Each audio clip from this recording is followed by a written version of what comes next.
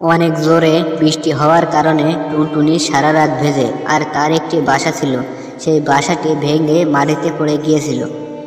পরের দিন সকালবেলায় দেখা যায় টুনটুনি সারা রাত বৃষ্টিতে ভেজায় প্রচণ্ড অসুস্থ হয়ে যায়। অসুস্থ শরীর নিয়ে সে আর নতুন করে বাসা বানাতে পারছে না। কিছু পাখি ওই রাস্তা দিয়ে তখন উড়ে উড়ে যাচ্ছিল, আর তারা টুনটুনিকে দেখে টুনটুনির পাশে গিয়ে বসলো।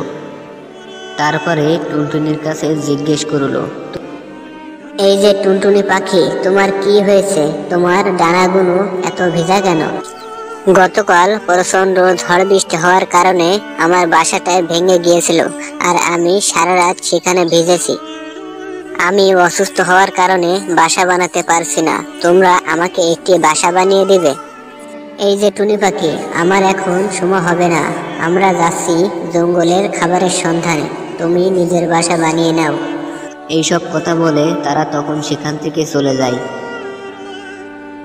টুনি তখন মনে মনে ভাবতে লাগলো, গ্রামে একটি ঈগল পাখি আছে, আমি ওই ঈগল পাখির কাছে গিয়ে সাহায্য চাই, দেখি আমাকে সাহায্য করে কিনা। তারপরে টুনি পাখি ঈগল পাখির কাছে উড়ে যেতে লাগলো।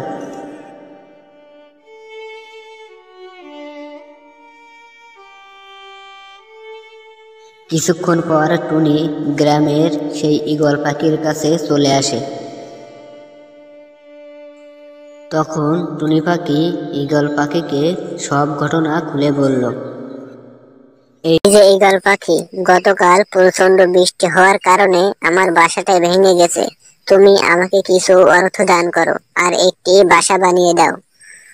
আরে টুনি পাখি, এভাবে আমি যদি তোমার বাসা বানিয়ে দিই তাহলে জঙ্গলের সব পাখি বাসা বানাবে না।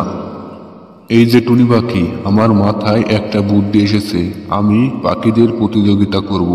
যাও, তুমি গিয়ে সকল পাখিদের ডেকে নিয়ে আসো। এরপর টুনি পাখি সব বুঝতে পারলো আর চলে গেল সব পাখিদেরকে ডাকতে। বন্ধুরা, এর পরের ভিডিওটি দেখতে আমাদের চ্যানেলটি সাবস্ক্রাইব করে পাশে থাকুন।